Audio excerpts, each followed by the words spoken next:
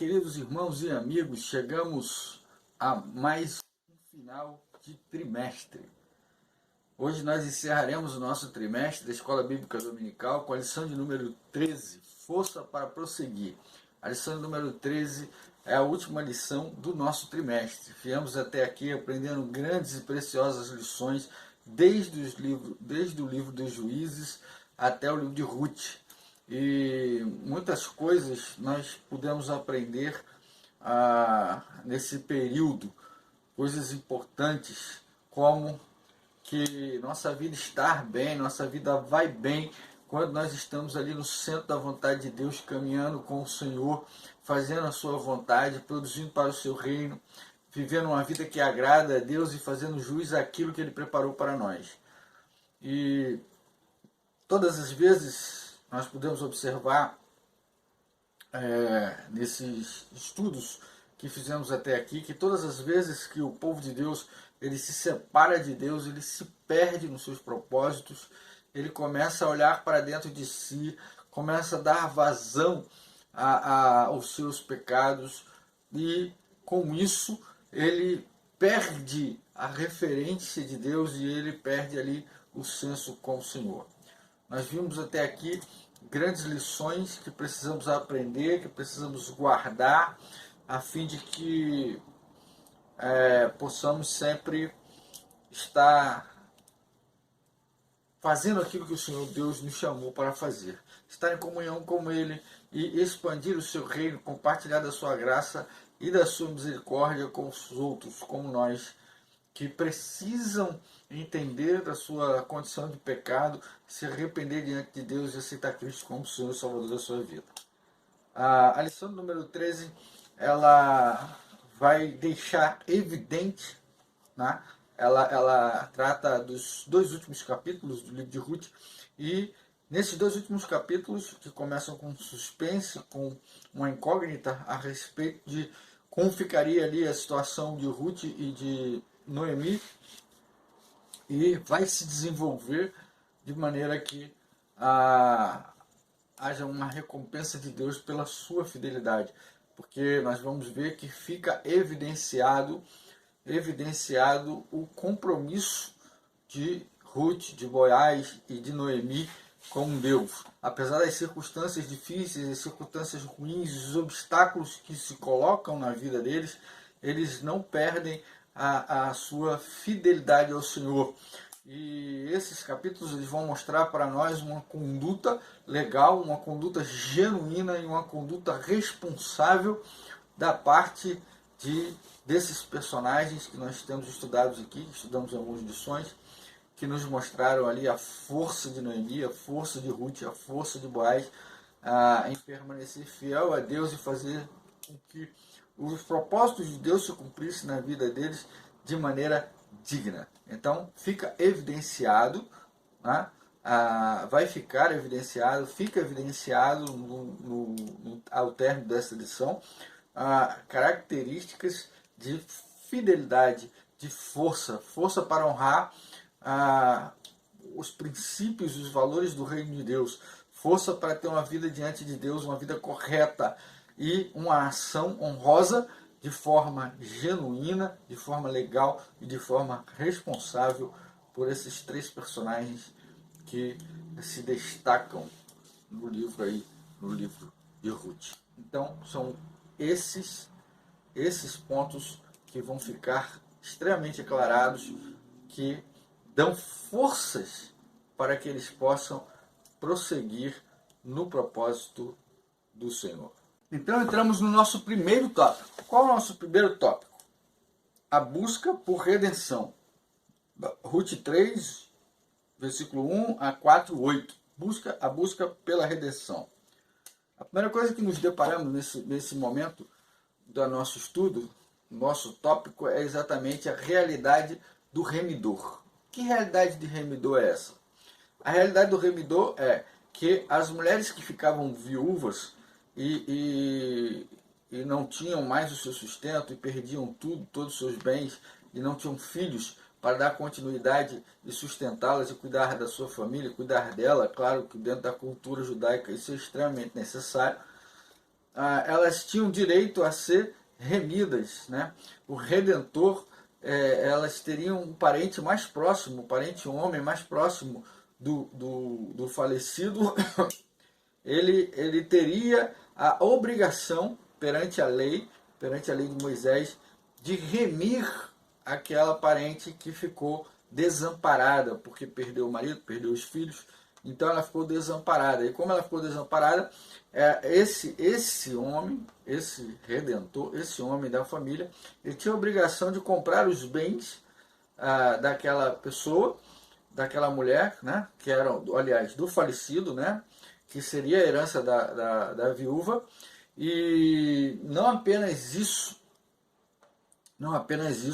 mas ele também teria que casar com a viúva. E aí, no caso, a Noemi já era uma senhora, já era velha, ela não tinha como mais engravidar e dar luz a filhos. Então, isso se dá de que maneira? Isso se dá através de Ruth. A remissão, a remissão de Noemi, a remissão da família, a remissão, a proposta, ela vai, ela vai acontecer exatamente através de Ruth, da nora de Noemi. De que forma? Ruth vai até Boaz, aconselhada pela sua sogra, e coloca para ele a situação e diz a ele que ele é um remidor, que ele é um redentor, que ele é um remidor da sua família. E Boaz, ele fica lisonjeado com a proposta de Ruth, né? De que se casasse com ela para que ele pudesse remir não só ela, mas também a sua sogra, e viesse dar descendência a Malom, que morreu também e não deixou filhos para Ruth. E ele ficou lisonjeado porque Ruth o havia escolhido e poderia ter escolhido alguém mais novo, alguém mais rico, mais pobre. Ele se sentiu lisonjeado porque foi escolhido por Ruth de maneira que nem de maneira que ele fez de tudo para remir Ruth. Porém, ele, apesar de ter prometido a Ruth que faria tudo para que pudesse remi-la, ele coloca para Ruth que tem um remidor antes dele, alguém mais próximo de Elimeleque, que deveria comprar e remir e casar-se com ela. Então, depois do seu encontro com Boaz, logo que acorda no dia seguinte, ele sai para a cidade de Belém, para as portas da cidade onde eram resolvidos os negócios, e chama esse remidor, que é antecessor dele, né, que é anterior a ele, que teria esse direito de remir, coloca para ele a situação de Noemi, a situação de Ruth, e fala para ele que ele deveria remir, e pergunta para ele se ele iria remir, né? Ele iria remir Noemi, se ele ia comprar as terras, se ele ia fazer tudo. E ele disse que sim, que vai remir, e então Boaz coloca para ele que ele teria que remir tudo, comprar tudo que era de Elimeleque, e também casar-se com Ruth para que desse descendência a Malom.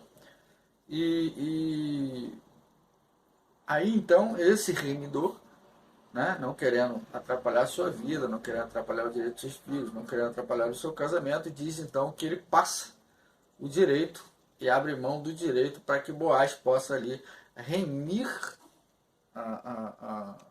remir Noemi, remir Ruth, e casar-se com Ruth e dar descendência a Malom. Ok? O que fica caracterizado? Que embora ele tivesse um interesse em Ruth, ele agiu de maneira correta. Ele foi procurar o antecessor para saber se o antecessor cumpriria o seu papel. Daí então ele ficou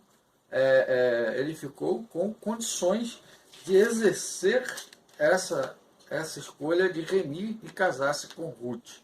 Então, ele vai lá, entrega as sandálias, que eram uma forma de dar testemunho de que estava assumindo o papel, que ele ia honrar a remissão com Ruth, através de Ruth, né? A remissão da família de Elimeleque através de Ruth, e ele vai então e casa-se com Ruth. Okay? Ele casa-se com Ruth, mas em momento nenhum Boaz agiu, embora tivesse interesse em Ruth, embora tivesse ali o carinho, a afetividade por Ruth, ele não fez, ele não atravessou o outro, ele se manteve digno e fez tudo como deveria ter sido feito. Tá? Ele fez todos os esforços para que houvesse a remissão de Noemi, que ele pudesse remir Noemi. Não podemos deixar de relacionar, e aí eu trabalho aqui, que não podemos deixar de relacionar que Boaz ali é um tipo de figura de Cristo, né?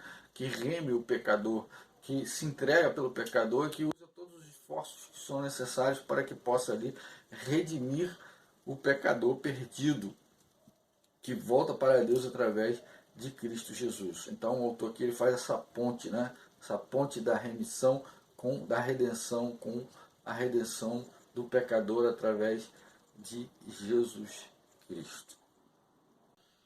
Entramos então no nosso segundo tópico, que é a redenção. Quer dizer, a narrativa da redenção de Ruth e, consequentemente, da sua família, apresenta aspectos importantes. Que aspectos importantes são esses? Primeiro, a disposição de Boaz. Boaz se dispôs a assumir a responsabilidade de redimir a família de Noemi, a família de Ruth, ok? Através de Ruth. A bênção proferida pelos testemunhas, mencionando Raquel e Lia. Raquel e Lia foram as esposas de Israel, de Jacó, que deram os filhos, né, de Jacó, que são os 12 patriarcas, né, pelos quais Israel tornou-se uma nação. A menção a Pérez, filho de Tamar, filho de Judá, a promessa de Judá, que passou a ter o direito à primogenitura depois que Rubem deitou-se com a concubina de seu pai, e teve então como isso direito à bênção, né, de Jacó, e a volta de Noemi ao centro da história. Né? A volta de Noemi, de que maneira? De que maneira nós vamos ver aqui, certo? Naquilo que se refere a Boaz, temos a sua preocupação em não deixar dúvidas acerca do seu proceder. Ele resgata tudo que era da família de Elimelec, ele resgata tudo, todas as suas posses, todas as suas terras, e casa-se com Ruth e gera, através de Ruth, um filho. Né? Um filho. E como testemunha disso, aqueles que estavam na família, né? Na família, aqueles parentes próximos, eles abençoaram a união de Ruth, o procedimento de Boaz, a forma como Boaz se prontificou a cuidar de Ruth, cuidar de Noemi e agir de acordo com o que prescrevia a lei. Eles abençoaram, dizendo que Boaz deveria ser próspero como Pérez, deveria ser abençoado como Pérez, né? Um vencedor como Pérez, e que ele sobressaísse sobre todas as coisas, né? Honrando a linhagem de Judá, honrando a linhagem de Judá, porque através da linhagem de Judá, mais especificamente através de Ruth e Boaz, vem o rei Davi, ok? Vem o rei Davi. E tanto o rei Davi quanto Jesus, né, passam pela linhagem de Boaz e Ruth. Outra coisa que deve ser destacado é que Noemi volta ao centro da atenção. Noemi, ela toma nos braços o pequeno menino como se fosse sua mãe. O autor leva ao ponto em que Noemi estava desesperada por causa dos seus 2 filhos que haviam morrido, e agora ela segura no colo o recém-nascido, o filho de Ruth e Boaz. Ou seja, todos os problemas que ela havia enfrentado lá no capítulo 1, eles foram solucionados. E Ruth agora, depois de tanto sofrimento, de tanta luta, de tanta humilhação, de tanta dificuldade, Ruth agora ela vive um final feliz. Ela está redimida, ela foi resgatada, ela está em paz, ela está feliz, porque agora toda a dor que ela havia sofrido havia se tornado alegria, havia se tornado pranto, havia se tornado regozijo, havia se tornado coisas boas na sua vida. Né? Depois de ter experimentado o amargo, ela agora estava com a vida adocicada, estava com a vida feliz, com a vida completa ali, através do recém-nascido ali, filho de Ruth e de Boaz. A sua descendência, ela fora amplificada, né? Ela fora continuada, ela não morreu ali com seus filhos, Quilom e Malom. Ela estava dando prosseguimento através de Boaz e de Ruth. Ok? É oportuno observar como o Senhor foi tratando e intervindo em cada momento da vida daquela família. Ou seja, ao final, temos a nossa confiança em Deus, que ela deve ser permanente. Por quê? Porque ela vai conduzindo a nossa história. Deus não perde o controle de nada. Deus vai conduzindo a nossa história. E apesar dos obstáculos e das dificuldades da vida, a vida vai sendo conduzida de maneira que nós vamos chegar num objetivo final do Senhor, que haverá ali a glória, que haverá ali a recompensa, que haverá ali o regozijo no Senhor e tudo aquilo que a gente fez. Por mais difícil que a vida possa ser, por mais dificuldade que possamos enfrentar, Deus não perde o controle da nossa vida e Ele continua a conduzir a nossa história. Mas é preciso que a gente tenha confiança nele. Noemi não perdeu a confiança no Senhor, Ruth não perdeu a confiança no Senhor e, por isso, elas estavam ali obtendo a sua recompensa, o seu regozijo, a sua alegria no Senhor. Chegamos então ao terceiro tópico, que é o quê? O Supremo Redentor, Ruth 4, 18 a 22. A genealogia contida na parte do final de Ruth é especial, é particular, porque ela traça o histórico da família, desde Pérez até o grande rei Davi, e faz conexão entre Moabe, Davi e Jesus. Não é? Embora os moabitas eles fossem descendentes de Ló ali, através do incesto das suas filhas, que as suas filhas praticaram contra o pai, né? Tá lá no livro de Gênesis, você pode ler lá, que você vai encontrar isso, né? As filhas, com medo de que não houvesse descendência para o seu pai, depois que saíram de Sodoma e Gomorra, embriagaram o pai, se deitaram com ele e ficaram grávidas do pai. E aí o povo de Moabe descende disso. Embora os moabitas não estivessem na promessa, a lei prescrevia que todo estrangeiro que se tornasse parte do povo, que se convertesse ao povo de Deus, ele teria que ser tratado como um igual. Ou seja, ele teria os mesmos direitos e deveres de um nascido dentro das famílias de Israel. Então, Ruth aqui, ela é aceita, ela é recebida por causa da sua fé no Deus Altíssimo, ela é recebida como uma israelita, embora fosse de Moabe, e isso é registrado em todo o tempo, na verdade.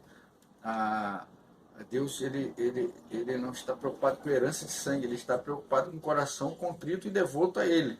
E isso foi o que Ruth provou quando lá a Noemi a dispensa e ela cita o amor e a misericórdia de Deus, o grande Deus de Israel, e ela vem junto com Noemi para passar toda aquela dificuldade e ser redimida junto com Noemi, a fim de que se cumpram as promessas de Deus na vida do seu povo. Okay? E o povo, evidentemente, ele aceita a Noemi como sendo uma igual. Né? Ela tem que ser, ela por ter sido recebida como esposa de Boaz, ela torna-se uma igual, uma israelita, uma do povo, né? Essa conexão moabita enfatiza que, embora a linhagem de Davi, do Messias, fosse formada apenas de hebreus, pelo menos do lado paterno, ela inclui muitas mulheres gentias, inclui Tamar, inclui Raabe, né, que eram cananeias, inclui Ruth, que é moabita, e Naamã, mãe de Roboão, amonita. Né, amonita. Então, o Messias realmente veio de extensa gama de nacionalidades, pela sua linhagem materna. Embora ele tenha sido, embora Jesus tenha vindo da parte paterna de judeus, ou seja, de judeus, né? Parte paterna, vamos dizer assim, os homens das famílias que levaram a linhagem de Jesus eram todos hebreus. As mulheres, nem sempre. Né? Aqui citamos 4, que foi quem? Ruth, que foi Tamar, que casou-se com o filho de Judá, depois teve Pérez do próprio Judá. Temos Raabe, a prostituta lá de Jericó, temos Ruth, e temos Naamá, que é a mãe de Roboão. Né? Roboão.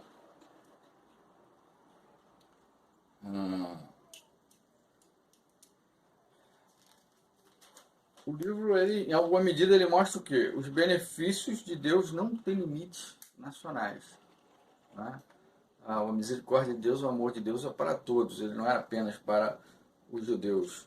Né? Todos aqueles que, embora tivessem outra origem, mas que se convertessem ao Deus de Israel, que estivesse no meio do povo e quisesse viver no meio do povo de Israel, seria como um israelita nascido dentro das famílias de Israel. Era o que preconizava a lei, qualquer um. Ele teria os mesmos deveres e direitos e deveria cumprir ali todas as funções sociais do povo de Israel. Ok?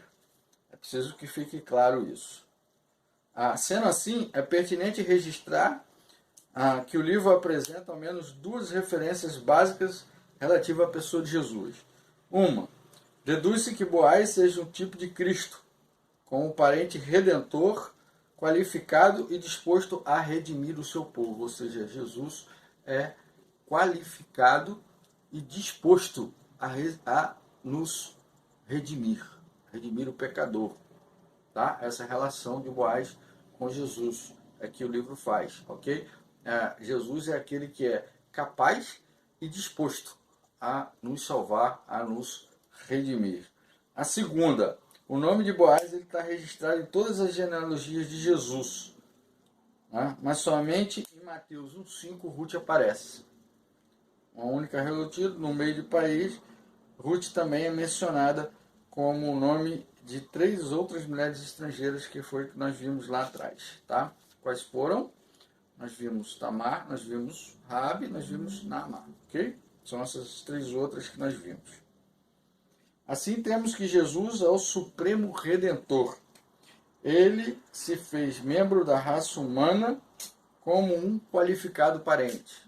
João 1,14, né? E o verbo se fez carne e habitou no meio de nós como primogênito do Pai.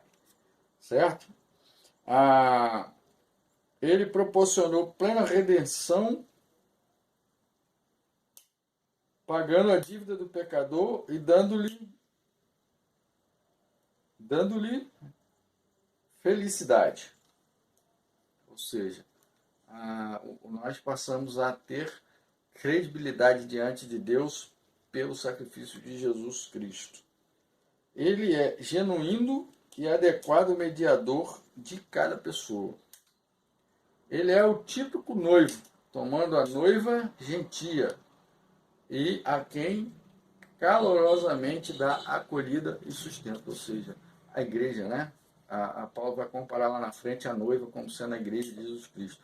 Jesus recebe aqueles que ele redime, aqueles que ele salva como noivo e cuida e sustenta e protege aqueles que por amor e por fé se entregam no caminho do Senhor.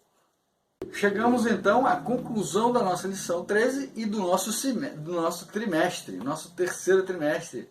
A partir do domingo que vem estaremos iniciando o nosso 4º trimestre e último trimestre do ano, ok?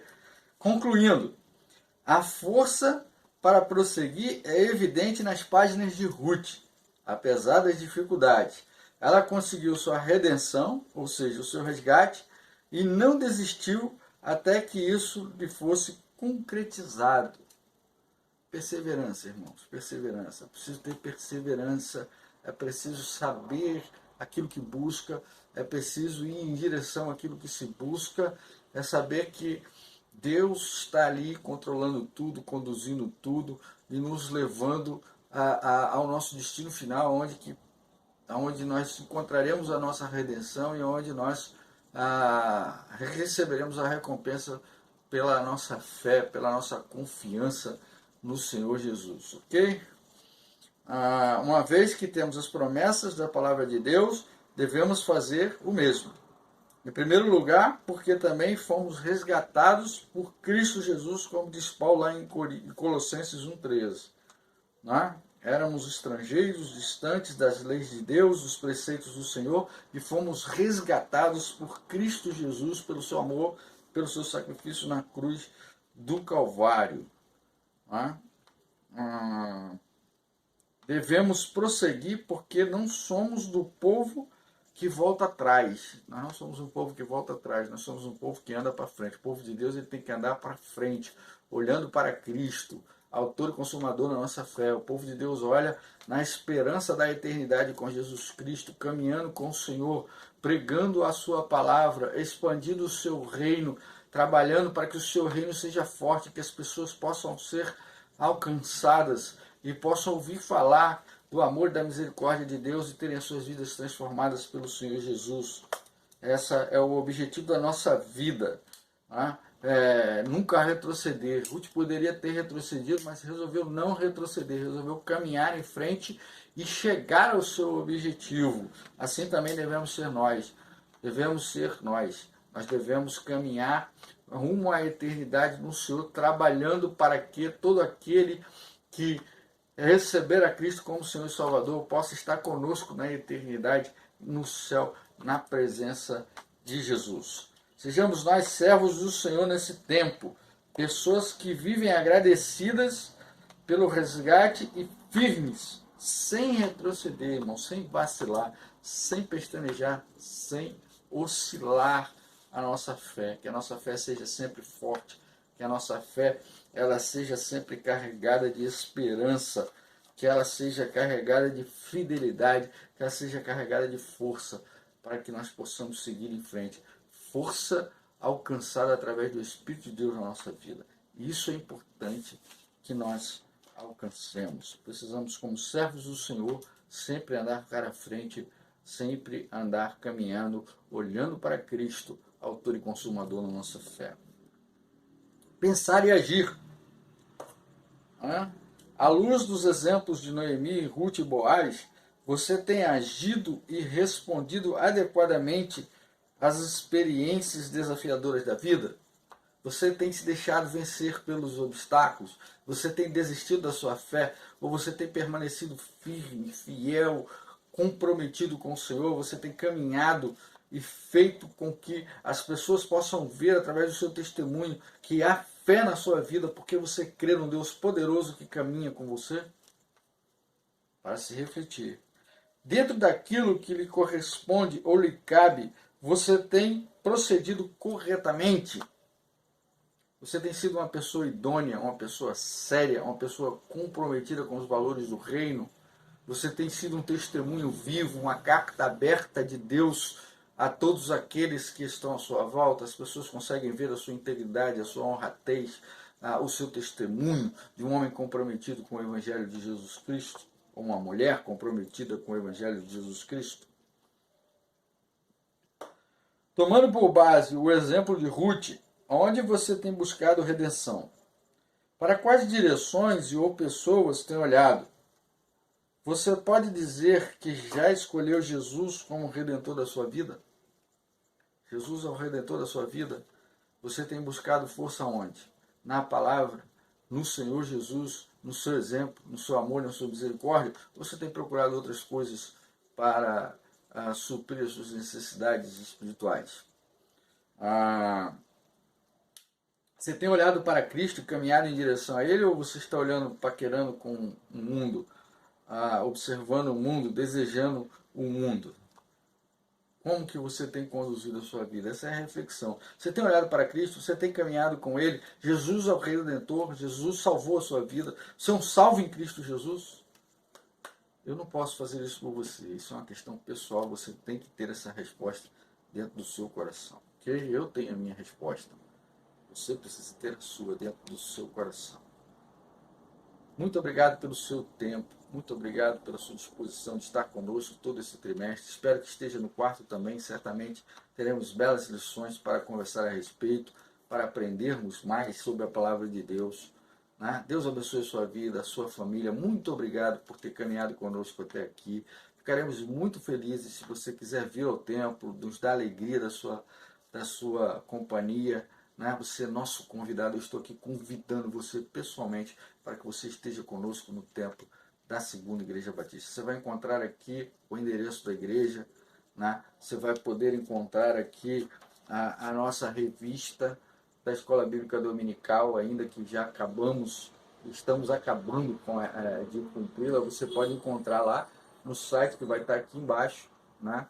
da nossa Convenção Batista Fluminense, né? E você vai poder também pegar já a do próximo trimestre. Espero que nesse tempo que você teve conosco, você tenha se animado a estudar cada vez mais a palavra do Senhor e vá lá até a página da Convenção Batista Fluminense adquirir a sua revista.